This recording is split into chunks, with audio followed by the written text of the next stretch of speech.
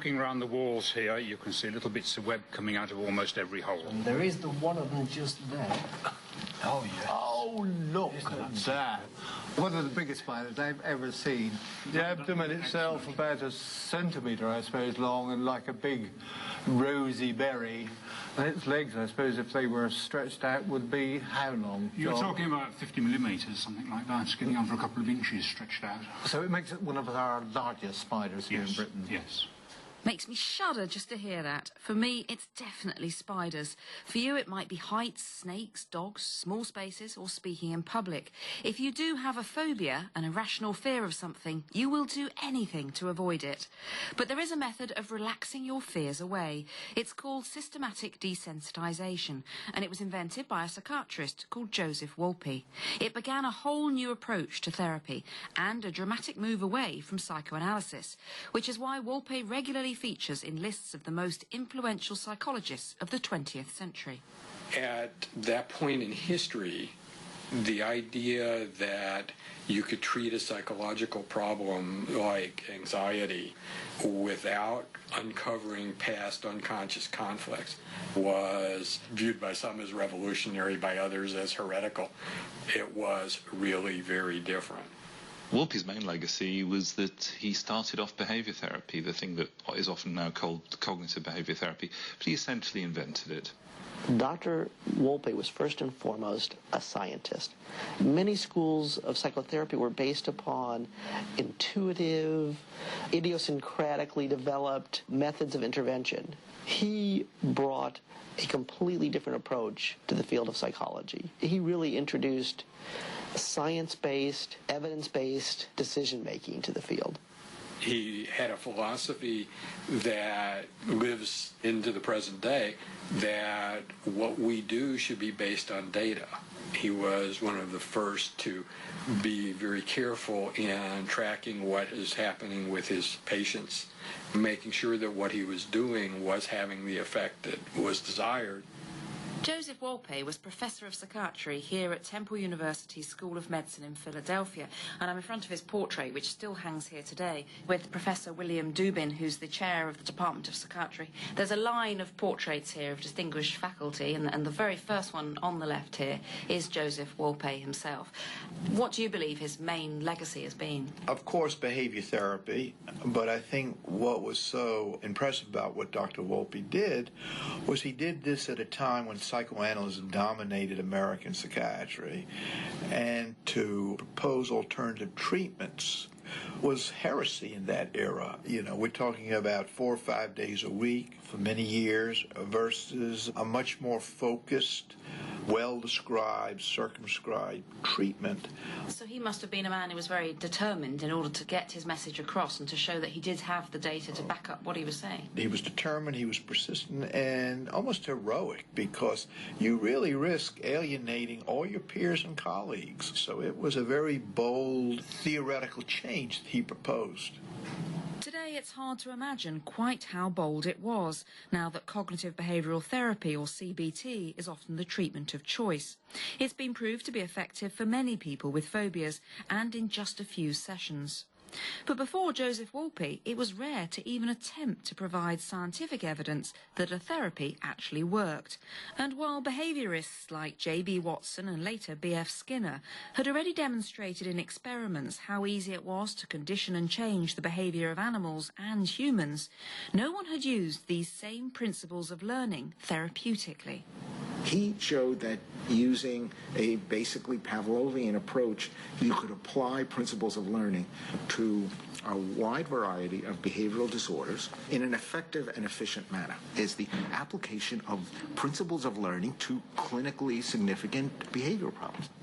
Joseph Wolpe was Professor of Psychiatry here in Philadelphia from 1965 to 1982, and he set up a behaviour therapy unit at the Eastern Pennsylvania Psychiatric Institute, which was nearby. This is where he refined the methods which were to make his name, and he worked with colleagues like Michael Asher. He had what he called the June Institute, a 1-month program cleverly held in June. he invited people from all over the world to come and learn about behavior therapy, because in those days, he was still a pioneer. And he would have real patients? Every morning, he would do one session with a patient. When he was first running the institute, he would do it right out in the audience. The problem is the audience became fairly intrusive. I'm not surprised. Yeah. And so in future institutes, he did it on videotape. And then in the afternoon, you got your own patient. So you'd work with one other or two other students. But these are practicing psychiatrists and psychologists, so they had considerable experience, just not in behavior therapy. So did you used to carry out systematic desensitization with clients yourself? Oh, yeah. Yeah, I still do. I could easily have an accident. I've been in my car when a spider's been on the on the mirror, driving and looking at this spider. In the end, pulling over just to go into a shop and ask somebody, "Can you come out and get this spider for me?" Just makes you tremble and shake. Elaine Cage's fear of spiders is just the kind of phobia that Wolpe's systematic desensitization was designed to help with. She's recently had a session in Manchester to tackle arachnophobia, and all these years on, it still contained elements of the original therapy. Michael Asher told me exactly how Wolpe designed his famous course of treatment. A person comes in with a phobia, a fear of dogs. And I do a behavioral analysis, which is learning about the phobia, as many details as I can obtain, and then the context in which the phobia appears. Very scared when I saw them in the house. I wouldn't go in areas like a garden shed, for example. That was a no-no. If one of the children wanted the bike out of the shed, I wouldn't. I'd have to go and get it themselves. Did this have any other impacts? Definitely impacted on my family. I have 3 boys, and they're all afraid of spiders. The youngest boy, Joshua, he's 10. He's not as afraid because I think at that stage I tried to control my reactions in front of him because I knew how it affected the other 2. He would be interested if there was a spider, he'd say, "Let me look at it," where the others would be out the room and up the stairs. Systematic desensitization takes an average of about 12 therapy sessions, but can be much quicker than that. There are 3 stages. The first is muscle relaxation. If you're at the maximum of feeling relaxed, it's more difficult to experience anxiety that might appear at low levels. And that's the idea of systematic desensitization. You maximize relaxation, you minimize anxiety. He told you how you have it. It's like a switch that comes on straight away to get ready to run, a fight and flight mechanism, and how to deal with that switch, to take a few breaths and just push it down, into your stomach and think, no, this is fine, and try and deal with it that way. In stage 2, the therapist helps the patient to create a list of feared situations, from the mildly anxiety-provoking to the terrifying. So a patient Wolpe saw who had claustrophobia put at the mild end, reading about some coal miners who were trapped, through to passing a tunnel in a train, right up to getting stuck in a lift. He drew a picture, a diagram of a spider, and then showed little plastic spiders, funny spiders, with eyes, and some had wheels, and that didn't worry me. And then he brought a skin of a spider that had shed the skin, and just lifted it in the air and dropped it, and it floated. And then he ended up bringing the boxes through, but I could feel the tension rising in me. With the dog, I'd, for example, find out what are the aspects of dogs that are of most concern. Is it size, color? Is it the breed of the dog? Is it whether the dog is being controlled? Is the nature of the owner of any importance? Like if it's a big dog with a little child holding the leash, or if it's off the leash. Okay, you want your hierarchy to have approximately 10 items. In the 3rd stage, the patient goes into a state of deep relaxation and imagines the mildest situation. Over the sessions, the patient works their way down their list of feared situations until in the end they can imagine the most terrifying one of all without feeling afraid. You ask them to relax to 0, and I want you to imagine that you're walking down the street and you see a toy poodle, white. It's on a leash, and it's on the other side of the street, and there's a very big, husky man holding the leash. How much anxiety did that elicit? Let's say they originally said it was 10. Let's say they say it's 8. Okay, and then you ask them to imagine the same scene. And you keep doing it in the classical style until they say 0. So would you spend a whole session on that one story that they're imagining? Hopefully you wouldn't have to. If you had to, then there's something wrong. Right. Okay. So you're going to fit in more than one in one session. They might be able to get through a whole hierarchy with a little white poodle. But the darker colors of dogs and the bigger dogs are more of a problem. So you might do the whole hierarchy again with the same owners, but with a different size of a dog. And then you might have them walking with their owner, but off the leash. And then you might have them coming down the same side of the street. When you send them home, firstly, to rehearse the whole hierarchy, and secondly, to eventually do some of the items in vivo. So maybe they buy a dog. That's a common thing to do with children who are afraid of dogs. Or they go to a neighbor who has a dog. Behavioral therapy gave patients homework to do. It gave them relaxation exercises to do as part of the therapy. And it used directive techniques. And his results were so, that he claimed, were so fantastically positive. In the book, I think he was saying a 95% recovery rate. Never seen a figure like that before. Alan Crystal was at Temple University when Joseph Wolpe arrived in Philadelphia. Wolpe was born in South Africa in 1915, and that's where he qualified as a psychiatrist and where he began the work which would make his name. He was unhappy with the country's apartheid policies and left for London and the Maudsley Hospital before eventually taking up the post at Temple. Alan Crystal remembers him arriving back in 1965. I had read his book. He had very good results in South Africa with people with anxiety and depression, and this was the promise of another kind of therapy where only psychoanalytic therapy had been available, and it was pretty clear to me pretty early in my career that we needed more therapies than just psychoanalytically oriented psychotherapy. What was the general attitude towards his arrival in the department? Well, he was the first behaviorist. The department was in a period of change, which was why he was hired, but there were still a lot of psychoanalysts. A number of them left when he came, and sort of non-cooperation and hostility towards this threat that they perceived. So this must have been an exciting time for you to be at Temple when he was coming in and doing something so different. Yes, it was a very exciting time because the head of the department, who, by the way, was British and had trained at the Maudsley, Bruce Sloan, who brought him, also brought in some biological psychiatry and a huge community psychiatry developed. So this all happened at the same time. In the late 60s, Kennedy-Johnson era, a lot of money from the federal government was flowing into American psychiatry. And Dr. Sloan, the head of the department, was determined to make our department more like the Maudsley, that is, many points of view, not just psychoanalytic psychiatry. So it was a very exciting time. Once Wolpe started doing his work there, how did the people who took a rather different approach view that? Some left the department. Some with that orientation stayed, and we would have case conferences in which the different points of view of how to treat a patient were presented and argued about, and it was mighty lively. His critics claimed his methods just papered over the cracks, and that if he didn't get to the root of a problem, a new phobia would emerge to replace the old one.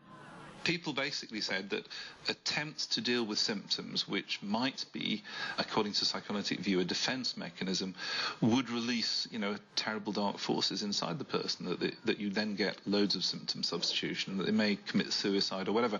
So he was regarded as unethical. Paul Sarkovskis is Professor of Clinical Psychology and Applied Science at the University of Bath. In obsessive-compulsive disorder, the psychoanalytic view was that rituals, washing your hands or checking or whatever, were the consequence of what's called a weak ego boundary. So the bit between the sort of nasty subconscious and yourself was weak, and all the obsessional thoughts were essentially breaking through and could send you mad if they broke through. Rituals, according to psychoanalysis, were a defense against this, would strengthen ego boundaries, and if you didn't do them, you'd go mad. Wolpe, of course, was advocating that You don't do the rituals that you get used to the stimuli that are causing you the anxiety. And so he was regarded as essentially pushing people towards madness. And the good news is, of course, because he was evaluating things, he could then actually show that people weren't going mad and their symptoms were indeed improving without a symptom substitution. Does it ever happen that if you get rid of one symptom and you haven't dealt with the underlying problems, that another symptom might replace it? The short answer to that is no. However, of course, if you treat the wrong problem, so for example, if someone is generally anxious and that's coming from a trauma that they've experienced, for example, if you treat the anxiety, the trauma will remain untreated.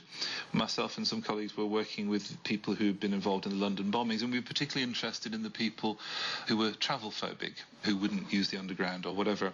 One of the things that we did very early on as part of the assessment was to take people to the underground or to buses, and what looked like travel phobia then turned out to be post-traumatic stress disorder, because you then got flashbacks occurring and so on. Notice, of course, that this wasn't some deep-seated conflict. This was something where the avoidance had masked another problem which was more appropriate to deal with than just the avoidance, although we ended up, of course, dealing with both the avoidance and the PTSD. A person comes in with a phobia, simple phobia, and you deal with the phobia. Now they develop another problem. Is that symptom substitution, or is that because of the rapport you develop, now they're willing to talk to you about something else? Or if you take an agoraphobic person, they're stuck in the house. You help them to get out, so they now go out and confront more social problems, so they have more things that they have to deal with. Is that symptom substitution? I don't think so. Wolpe came into the field at the same time as it was being very heavily criticised by Eysenck in London, and people were paying a lot of attention to that. Hans Eysenck was essentially arguing that psychoanalysis really doesn't work any better than giving people a nice cup of tea and a chat. Wolpe was saying, here's an alternative, and indeed Eysenck and perhaps more crucially Jack Rachman essentially seized on these ideas as an alternative, not least because there was some scientific evidence that they were doing better than nothing. So here was Joseph Wolpe in Philadelphia, having devised a treatment for phobias which proved successful 80 to 90% of the time. But the city was becoming a mecca for another theory entirely, cognitive psychology. Aaron Beck, who was to become famous in this field, was interested in Wolpe's work, but was also keen to look at how people could be helped to change their thoughts as well as their behaviours, something which didn't appeal to Wolpe. No, not at all. Why was he so against that? That's an understatement. Because he said, let me see the data. And it's very difficult to present data from that perspective. He would not be happy that the name of the association that he was a founding member of, and I think the second president had changed to include cognitive. The AABT, the Association for Advancement of Behavior Therapy, the new name is the Association for the Advancement of Cognitive and Behavior Therapy. I think that's the name. But cognitive behavioural therapy is building on what he did. He's still got the behavioural therapy in there, so you think he might like someone, taking and building on his work. He was very much against this, and as a result, the AABT kind of passed him by, I think. He was not accorded in the later years the respect that he should have had simply because he was a founding member. And one of the reasons was that he didn't make himself popular. Now, if you compare him with Aaron Beck, who is accorded the respect that probably Wolpe should also have had. So that's Aaron Beck, the father of cognitive therapy. He has an approach, it's a popular approach, but he's open-minded. He listened to other alternatives. Did Beck and Wolpe know each other? Yes, they knew each other very well, and Wolpe would have a seminar each week. Beck would come on occasion, but Wolpe was very critical. Did not treat him quite as a guest should be treated, I think. But it seems that Joseph Wolpe did mellow a bit in later years. He retired to California in 1988, but soon found that he missed working and decided to establish an anxiety disorders clinic at Pepperdine University. This is where Associate Dean and Professor of Psychology Robert DeMeo met him. Students would frequently say to me, "Is that the Dr. Wolpe?" It was hard for them to reconcile this towering figure they'd read about in their textbooks with this elderly gentleman who was unassuming and just kind of matter-of-fact about being there in the clinic and supervising them and so forth. And what was he like as a therapist? Completely different than most American psychotherapists who spend a lot of time and believe it's very important to develop rapport, therapeutic alliance, and so forth. He paid very little attention to that. He was all about doing the work. You know, most of us who are trained in this country have been trained that one meets for a preset period of time, whether that's 45 minutes or 50 minutes. That was not the way with Dr. Wolpe. When he was finished, he was finished. And if it took him 25 minutes to do the intervention, he was done and said goodbye, and that was that. So how did his clients take to him if he wasn't that sympathetic, perhaps, but more businesslike? They responded very well to him. You know, he was a physician, and he approached it more like medical doctors coming in to do an intervention, and patients seemed to respond to that. And socially, was he quite quiet as well? He was a soft-spoken, pleasant man. He was not overly gregarious. You know, he was not the kind of person who would hang out with students, but he was somebody who genuinely cared about their welfare. Frankly, I didn't even know until after he passed away just how generous he had been. One of our doctoral students ran into some financial difficulties. Without telling anybody else, Dr. Wolpe actually paid the tuition for that student for several terms. Does he get the credit that he deserves? I don't think so. He was not much of a self-promoter, not very entrepreneurial, and as time goes on, people forget just how dramatic his impact was on the field. Sadly, it seems that Wolpe himself felt his influence hadn't been recognised. The last time Paul Sarkovskis met him was shortly before he died in 1997. I was lucky enough to be asked to present his work to a small group that were commemorating the anniversary of one of the main journals in the area, Behaviour Research and Therapy.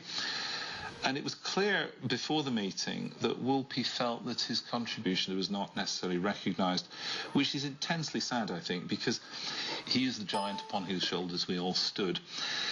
I think at the end of that meeting, it did become clear to him that his contribution had formed the foundation for everything that followed. And so I think he understood that before he died. But I know for the last few years of his life, he had grave doubts about whether his contribution had been effective. Partly because I think of his personal investment in the idea of systematic desensitization rather than the other contributions that he made. But Wolpe's methods have had a lasting impact, and if you go for treatment for a phobia today, it's likely to include at least an element of systematic desensitization. I've come to meet Dr. Richard Heimberg, who sees people with social phobia at the Adult Anxiety Clinic of Temple, where he's director. So when you're in a room with a client, how much of what you do now owes a debt to Wolpe? There are parts that are directly from him. We use the construction of fear and avoidance hierarchies. We use the subjective units of discomfort scale, which is just a way of talking about your emotions in numbers. We use exposure to feared situations in a graduated way. And those are all things that Joseph Wolpe taught us. We do things differently as well in that we use more cognitive intervention techniques than he did. But that's the progression of time in science. But we owe him a great debt, there's no question. Does it mean you can do it more quickly in fewer sessions because of the incorporation of techniques from cognitive therapy? Not necessarily, but in some ways one hopes you can do it more thoroughly and create a broad base of generalization across stimuli that are related. That was a goal of behavior therapy, as Joe Wolpe did it as well. But one of the quicker ways to generalization is to learn a concept as opposed to being exposed to many objects that are within a class of objects. If you can learn, if it's social anxiety, that people are not to be feared, if you can learn that concept, then the diversity of social situations becomes less threatening. If you don't learn that, every situation is new and you're starting over. what systematic desensitization did was showed that it was possible to treat the symptoms of anxiety, which was a bit revolutionary at the time, and you could do it both measurably and within 80 sessions. That's 80 sessions. The problem was, of course, is that's actually rather a long time, and what went on to replace it was something called exposure, which is where you took away some of the elements that Wolpe thought were essential, such as the use of relaxation, very slow presentation. Wolpe's legacy is that we now, for phobias, have a one-session treatment, which is something like 80 to 90% successful and will kind of last for several years. And that's precisely the approach that helped Elaine Cager. Remember how her fear of spiders left her trembling and shaking as she pulled over to get a shopkeeper to remove one from her car. The course she went on to face her fears was set up by Anxiety UK and was remarkably short. It was only about 2 hours, really. That's the bewildering thing about it. After all the years that I'd had this fear, I couldn't believe that a few hours would sort it out for me. When he got the tarantulas out, he said to everybody that he was going to go around the table if anybody wanted to have a little feel, even with just your little finger, just to touch its legs. And thinking about it now, it makes me feel all trembly. Did you do it? I did. First of all, I felt the leg, and then he said to me, I'm going to put him on your hand, but it is on my hand, but I'm just going to put my hand over yours, so it's not actually touching you.